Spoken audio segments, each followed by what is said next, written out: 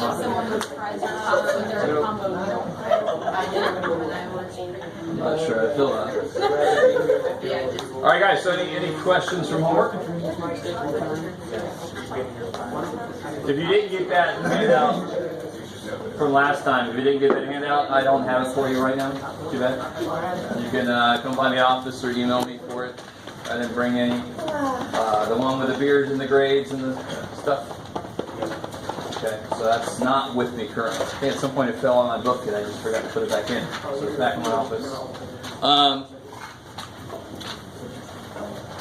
If you missed last class, that really sucks. We're going to do one example. If there's no specific questions from homework, we're going to do one example all the way through before we get into chapter 11.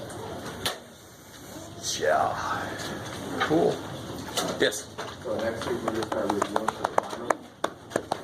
Yes. That's nice. I know.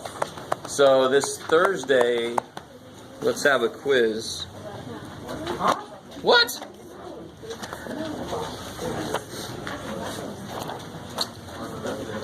I guess I could have it. Let's see. No, it can't be 11. We haven't even started talking about 11 yet. Yeah, it would be a problem from chapter 12. Yeah, let's do it this Thursday.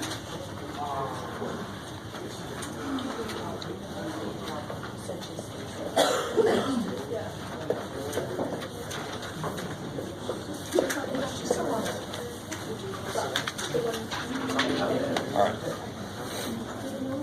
So it's a good thing we're going over an example today. All right. My God, I can't believe this semester's been just like gone. So we don't have any more tests before the final. We have the final. I've got a practice final I'm going to give you guys. It looks like we're going to be a little tiny bit ahead of schedule, which is good. So basically, we could have almost an entire week of review. The Math Study Center is going to have workshop kind of final exam review. It's going to do too. It's already out. I can't remember. Did I put that on the? Yes. I did. Oh my gosh, past me. So with it. What's up? They send us emails too. Oh, good. They do that. But just in case you don't get those, I want to put that date on there for you. Okay, cool. So let's do this. I'm going to give you this handout. The side that says section 11.2. Don't even look at it yet, because we don't know what the hell that shit is. Look at the side that says correlation, regression, practice. Keep that in mind. All right, don't freak yourself out. That's my job.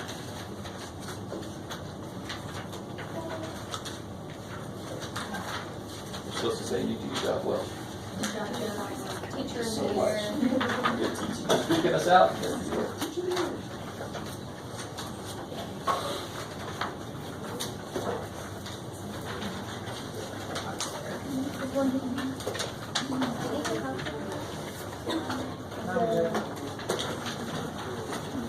Make it a cat there to run. I need the calculator. I'll give you a calculator. Yes. I know, I was really going to ask you to do one, but your attention. So when I was up in time, he asked me for a calculator, and I accidentally ignored him. It's like, oh, never mind. That broke my heart. I can't believe I just did that.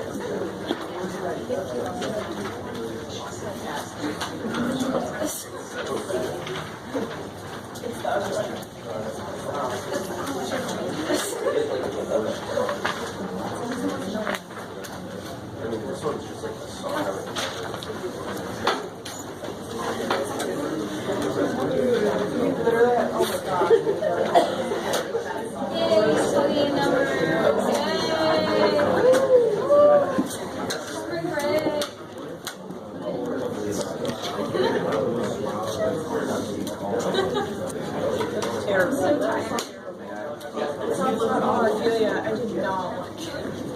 I know, my brother came in our room at like 8:15. He's like, Brittany, you're getting out of bed today? I'm like, yeah. He's like, you're gonna go to school? I'm like, yeah, obviously. I was like, okay, get up. Your brother does that? My brother's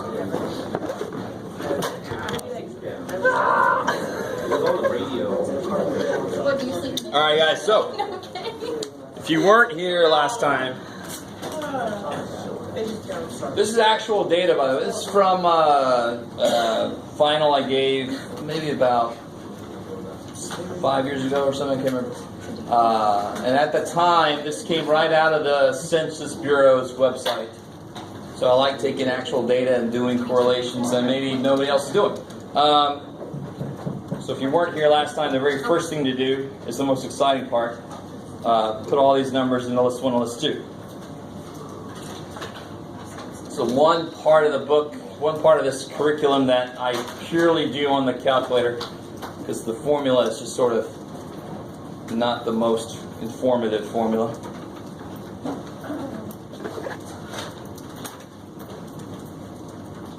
Alright, so catch up to you.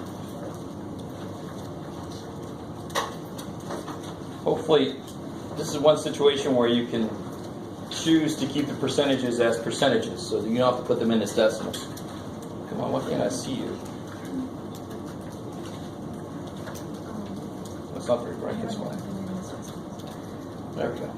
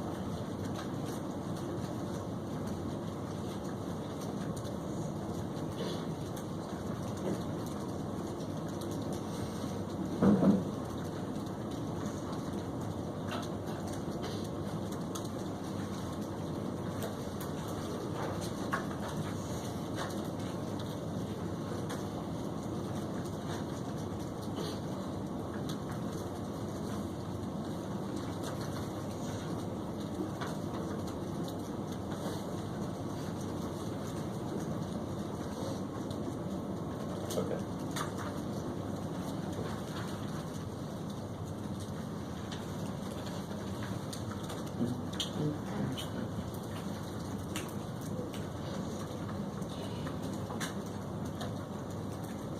Yeah. For part C, do we change the percentage into a decimal? Okay. Not if you did like I did. Okay. So I can leave my percentages in percent form. I just know that this function that I'm coming up with, the line of best fit, will require percentages as inputs. So why before today did math equations need you to make it to a decimal? Because they were built on that. Well, I can build mine to be percentages. Nah. And I did. There. Yay. All right. So so for the benefit of those who weren't here yesterday, here's how this works. So the whole idea is, if I look at the scatter plot right now, so if you weren't here yesterday, hit second y equals.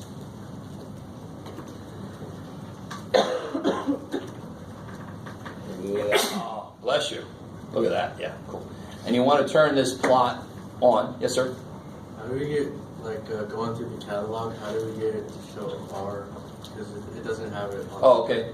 Go to diagnostic on. Diagnostic. All right. So see here, I got this plot 1 turned on. So if you don't, go in and turn it on. Make sure it's a scatter plot, the one with all the dots on it. List 1 is X's, list 2 is Y's. Choose your mark, choose your color. What do you want, Jeff? Red, yeah, dude. All right, and then hit. Now, what do I hit to find my data? Who's here? What do I hit? Zoom. Zoom 9. 9. Zoom 9 is the zoom stat. It's going to always find your statistics that you put in. So that's without the line of best fits. I haven't put the line of best fit in. I haven't even calculated it yet. This is just my scatter plot. So just looking at the scatter plot. So this is the percent with the bachelor's, and this is median income here, right? would you say this is decent correlation? Yeah, decent correlation, not the best. What would make it better is what? Straight line. Yeah, see, if I kind of draw a line in to kind of average where the points are, it would be better if these were closer to it, of course, right? So the R value is a measure of how strong the correlation is, which is really a measure of how tight the points are to the line. The less tight they are to the line, the less correlation there is. Right? The more they line up, the more I trust it to make a prediction. The line of best fit. Okay, let me stop there for a second. Alright, so if you weren't here today, desperately want to go watch that video, because I'm not going to say everything I did that day. Okay.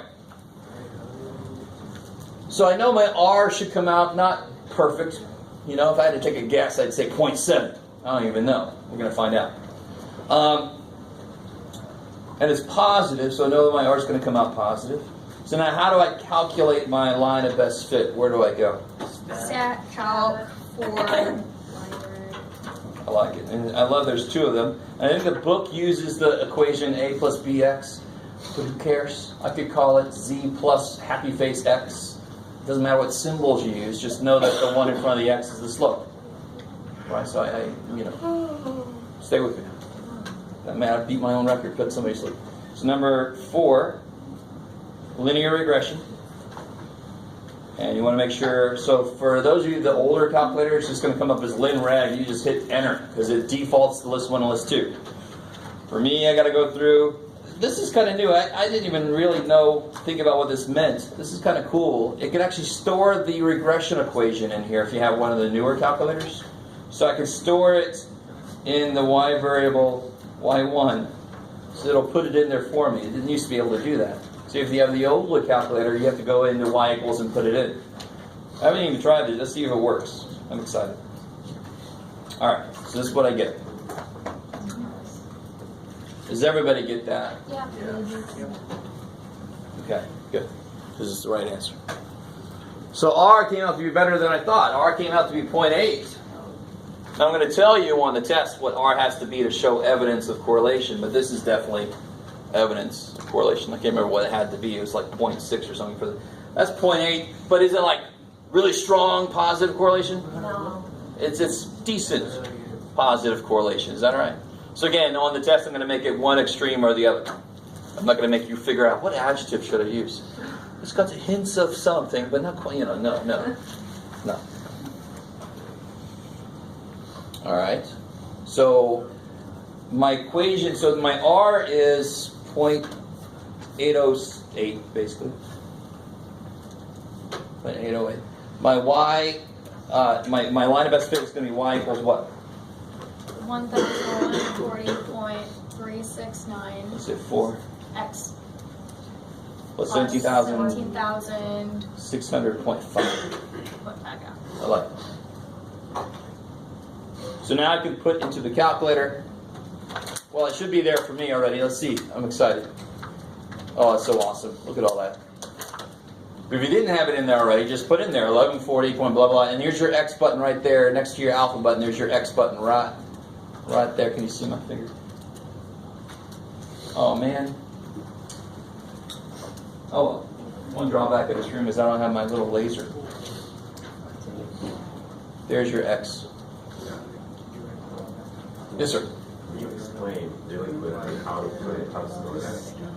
If you have the new one. So I just when I did this, it had an option of store, and right there I said vars, variables, y variables, function y1. Good Lord, it's a little buried. Yeah. Bless you. So again, it's in there already for me. What's up? How we doing? Is there a reason why that doesn't put it in? Say again? Is there a reason why it wouldn't put it in? The older calculator doesn't have that option. You have to put it in there for yourself. I don't know why I did that. Oh, you got somebody put on here. What the heck's happening over there? It's like set to be shaded down for the. So just hit enter until it comes out to be just the.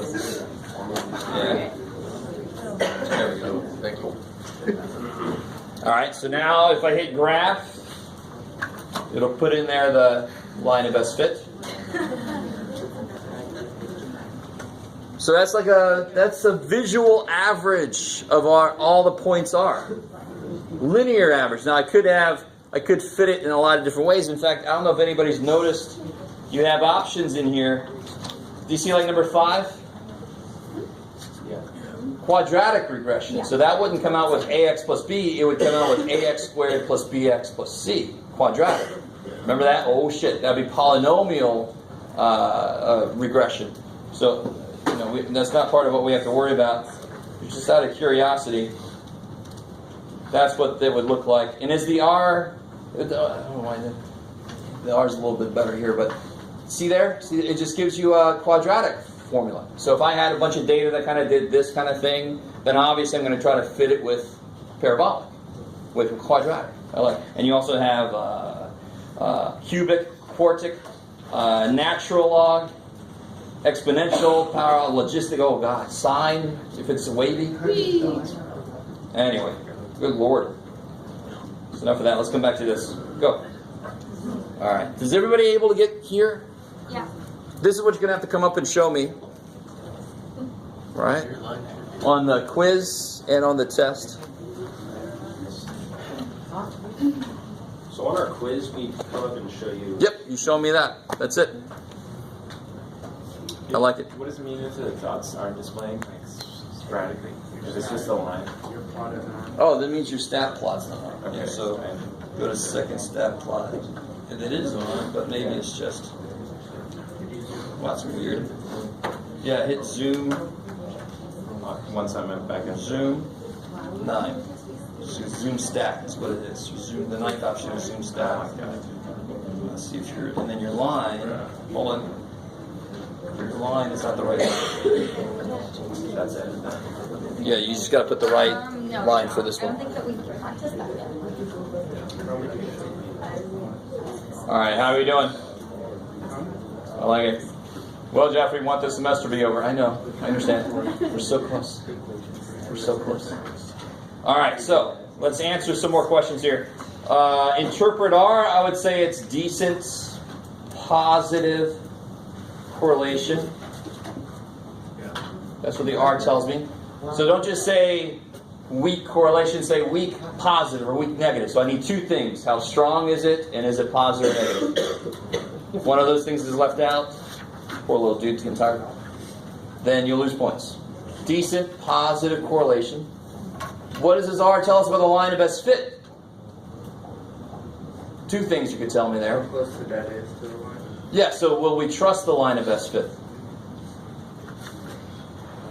Did I find evidence of correlation? Yes. It's decent correlation, not perfect, but it's decent. And predictions are never assumed to be perfect. So of course I'm going to trust this line. I'm going to use the line to make predictions. When would I not use the line to make predictions? If it's really weak or if there's no correlation at all.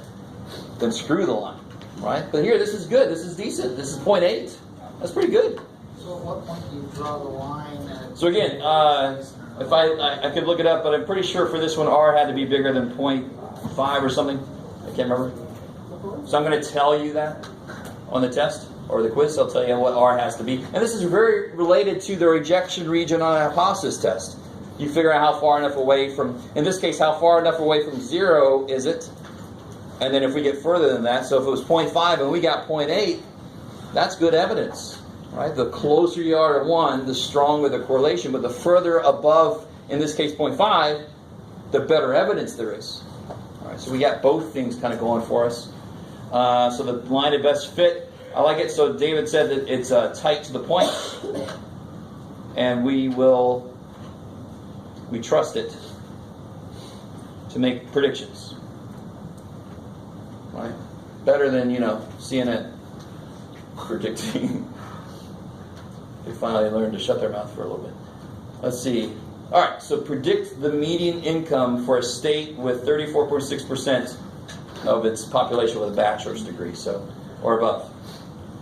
Plug it into the regression equation. Yeah, so where does it go into the regression? X. Yeah, X is my bachelor's degrees. The output is going to be median income. So if I put into my equation 34.6, it'll tell me, it'll predict for me what the median income should be. So let's see.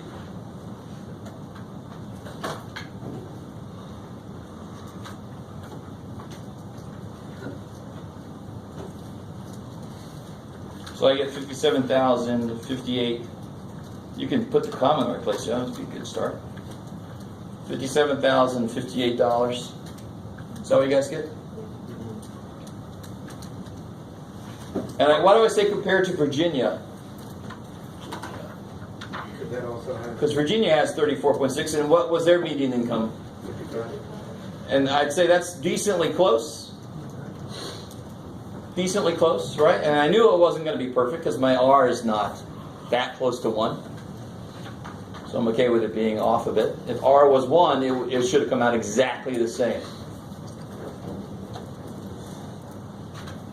And just to remind you real quick, I did all that calculation without the graph, but remember you could just do second calc value 34.6. You probably want to see what I'm doing, huh? Second calc value 34.6, and it'll tell you 57,000. Why is it a little off? Because this one actually didn't round the numbers at all, right? Maybe you guys kind of follow all that. If you're here last time, hopefully that went really well. If not, maybe not. Would it be okay though if we did it like that the calculator answer? Yes, sure. Just tell me, calculator told me this, yeah. Like you said, you said something on the calculator, so mine's split. What's the matter?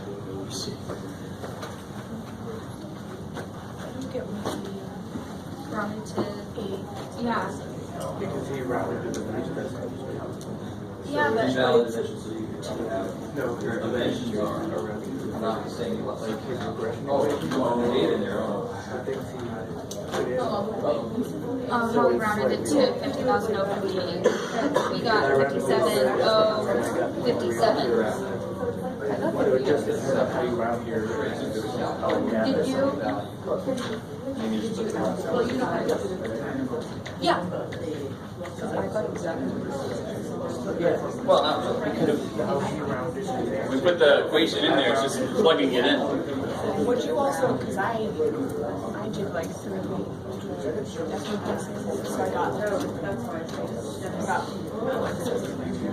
Yeah, you're fine. Yeah, because over there I rounded quite a bit. Okay. Yeah. Okay. Yes, sir. Are you doing the diagnostic thing? Oh, yeah. All right, so if you do this and your R doesn't show up, so if you're in that boat, you just hit second 0, hit the button with the D on it, above it, see that button has the D, and then scroll down to diagnostic on. Right? I mean, that only makes sense. No, not really. It's just diagnostic on is a switch. That's one thing it switches on is R. That's only if your R wasn't showing up. If your R was showing up, you're fine. You're fine. So on the test, please don't just sit there and cry if your R is. Just come up to me and say, my R is not showing up. Anytime you have an error, you're not sure what the calculator is trying to tell you, come up to see me. I don't want the technology to be why you don't do well on a problem. Bam, and yeah, then your R would show up. Okay, cool. So any questions on that process? No? Okay. All right. So we are going to get into this next chapter.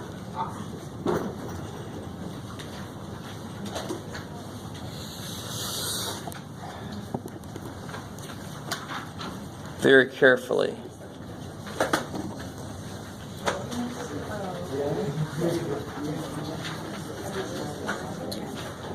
Yeah, I do want that.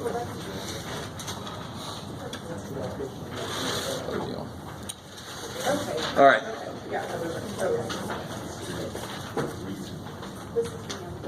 So we are we are really good. We have gotten really good at taking another table. We did z-score, and then we did t-scores, and we learned how to read those tables really well.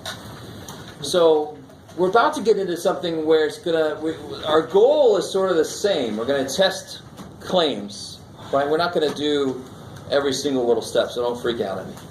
All right, and remember, this is why I skipped over this chapter, because I wanted to give us a little breather from some of this claim testing, right? Okay, so here's the idea. We need something a little more powerful than the Z distribution, because Z distributions can only handle one kind of thing at a time, one variable at a time. But what if I have several kind of variables happening? Right, that's one way I can use this distribution we're about to get into. So let me first tell you where the distribution comes from. We're not even going to look at this distribution's formula because it has stuff in there like gamma function and stuff, and it's just weird shit. So we're just going to look at the picture. We're going to be very application minded for this, right? Which is, part of me hates that, but to get in the whole idea would require a little more math than most of us have, right? But the basic idea, the really, really basic idea is kind of nice. And I want to really make sense of why this happens. So, what does this stand for? Deviation squared. Let's be better than standard deviation squared. What is it? It's got its own name. Variance. And this is perfect. I like that you said standard deviation squared, because it's sort of like saying, oh yeah, you're this guy's brother. No, I'm myself. I'm me. I have a name. So we're finally going to give this guy his due. I mean, variance exists for a reason. Before we sort of saw it as a middleman. Oh, I forgot to take a square root. But now we're going to really look at, well, what's variance kind of do for us?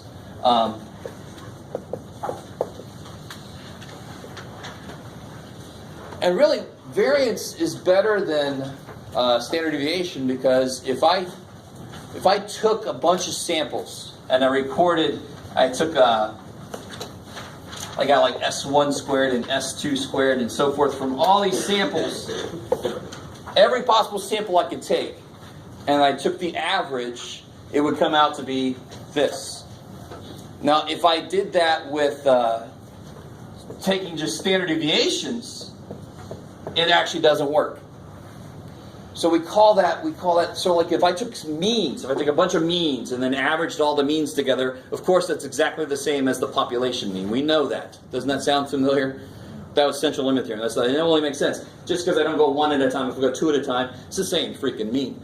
So if I take variances from samples of two people at a time and average those together, it'll be the population variance, but that doesn't work for standard deviations. It's weird. Right, if I take a bunch of standard deviations of samples and average those, it doesn't come out to be sigma. It doesn't. So that doesn't target the population parameter. That's one little thing. That's why sigma squared has importance. But this kind of leads, this sort of, not entirely perfectly, but sort of for the purposes of this lecture, leads us to realize what we really need. We don't need a z distribution. We need to square this. And the general name we give to this, because it wouldn't just be z that I could do this with. That's where we're going to start with. We call this is going to lead to a chi-square. That's what we call this, chi-square.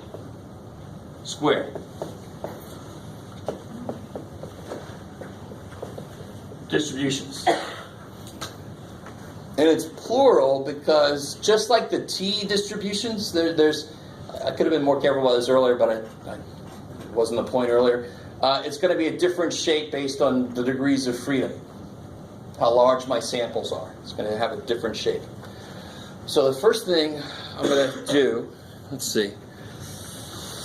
So I really want to make sense of this. Normally my normal distribution looks like this, right? 0, -1, 1, 2, -2. Cool? So can somebody give me an immediate consequence if I draw the picture related to z squared? For example, what's the lowest my picture could go?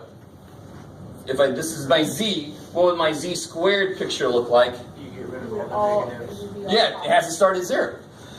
Because -1 squared is 1. All right, so that's one thing. So it's got to start at 0. Where's it going to be tallest? At the end. At 0, because I'm going to square this. So that's going to that would go here, and then it's sort of like it folds on itself. It's kind of neat. Let me stop there for a second, because if I get the area above this on this picture, it's going to be added into the area below this, because I'm going to square it. All right, so the first thing I do here is I square the values. And so let me give you a concrete example of this. All right, so this is going to look roughly like this. And this is degrees of freedom of 1.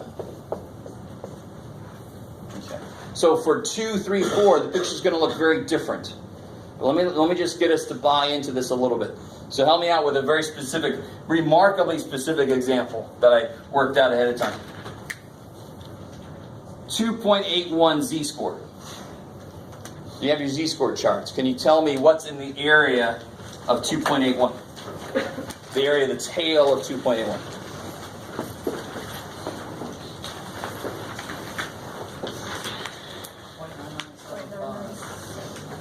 I'm sorry, do it again. 0.9975. Not quite. In the tail. 2.81. In the tail. So that's below it. How much is above it in the tail? Oh. 0.0025. All right, let me stop right there. Is everybody able to get that? It's old news. Just in case you're curious, if that was my Z star, that would be my P value. Okay, cool. Okay.